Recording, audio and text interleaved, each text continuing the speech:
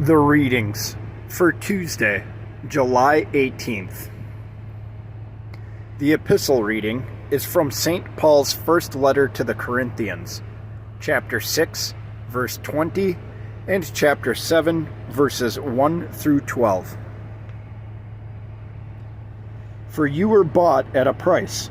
Therefore, glorify God in your body and in your spirit, which are God's. Now concerning the things of which you wrote to me, it is good for a man not to touch a woman. Nevertheless, because of sexual immorality, let each man have his own wife, and let each woman have her own husband. Let the husband render to his wife the affection due her, and likewise also the wife to her husband. The wife does not have authority over her own body, but the husband does. And likewise, the husband does not have authority over his own body, but the wife does. Do not deprive one another, except with consent for a time, that you may give yourselves to fasting and prayer, and come together again, so that Satan does not tempt you because of your lack of self-control. But I say this as a concession, not as a commandment. For I wish that all men were even as I myself, but each one has his own gift from God, one in this manner and another in that.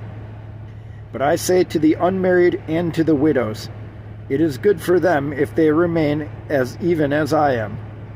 But if they cannot exercise self-control, let them marry. For it is better to marry than to burn with passion.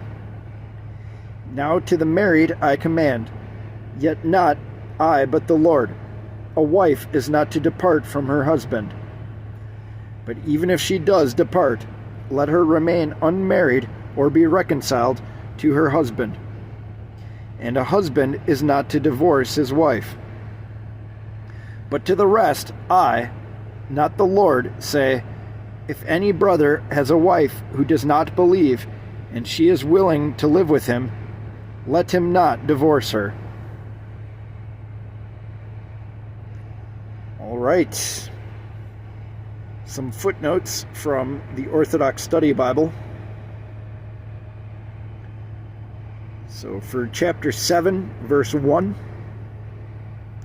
Paul's personal preference is for celibacy, but he knows this is a, quote, gift from God, unquote, as noted in verse 7, that is not given to all. Amen to that. What does he mention here about, I think he worded it as burning with passion? Yeah, no comment. Moving on, chapter 7, verse 4. It says, the mutuality of marriage, the equality of commitment that Paul enjoins here is unprecedented in his era. Speaking of husband and wife, St. John Chrysostom teaches neither, quote, is master of himself, they are servants to each other, end quote. For verse 5, while periodic ascetic practices, including temporary abstinence from sexual relations for the sake of prayer, are good, sexual abstinence by married people for other reasons and at other times is usually unwise. And for verses 8 and 9, it is wise to consider marriage rather to insist upon the virtue of chastity and fight a losing battle against sexual passion. And for verse 11, if a Christian couple cannot stay together, the two alternatives are to remain unmarried, that is, separated, or be reconciled. Divorce is hated by God, as noted in Malachi chapter 2, verse 16. A last measure, a great calamity. Paul forbids remarriage while the first spouse is still living, as noted in verse 39. The Gospel reading is from the book of Matthew, chapter 14, verses 1 through 13. At that time, Herod the Tetrarch heard the report about Jesus and said to his servants, "This is John the Baptist. He is risen from the dead, and therefore these powers are at work in him." For Herod had laid hold of John and bound him, and put him in prison for the sake of Herodias, his brother Philip's wife. Because John had said to him, "It is not lawful for you to have her," and although he wanted to put him to death, he feared the multitude, because they counted him as a prophet. But when Herod's birthday was celebrated, the daughter of Herodias danced before them and pleased Herod. Therefore he promised with an oath to give her whatever she might ask. So she, having been prompted by her mother, said, "Give me John the Baptist's head here on a platter." And the king was sorry. Nevertheless, because of the oaths and because of those who sat with him, he commanded it to be given to her. So he sent and had John beheaded in prison. And his head was brought on a platter and given to the girl, and she brought it to her mother. Then his disciples came and took away the body and buried it, and went and told Jesus. When Jesus heard it, he departed from there by boat to a deserted place by himself. But when the multitudes heard it, they followed him on foot from the cities. All right, some footnotes now from the Orthodox Study Bible. So for most of this passage, verses 1 through 12, it says to see the footnote at Mark chapter 6, verses 17 through 29. The beheading of St. John the Baptist is remembered in the Church on August 29th with a day of fasting.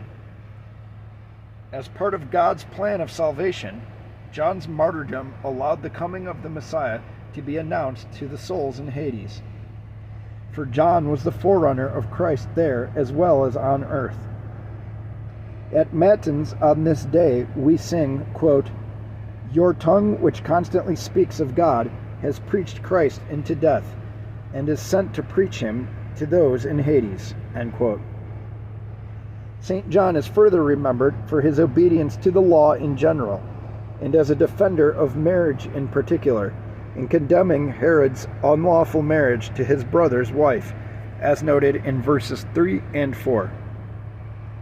St. John's obedience to God was one that preferred death over compromise. At Vespers on this day, we sing, quote, "When your head was cut off, you revealed to us the law of God, abolishing man's disobedience to the law." And for verse 13, according to Theophylact, when Jesus heard it, the phrase "when Jesus heard it" refers not to John's death, but to Herod's comment that Jesus was John raised from the dead, as noted in verse 2, since the account of John's death is given parenthetically. All right, everybody. That puts a lid on today. Hope you all have a blessed Tuesday. Stay pious out there, y'all. And please, as always, say a prayer for me, a sinner, as it would be very appreciated. Thank you, and have a blessed Tuesday.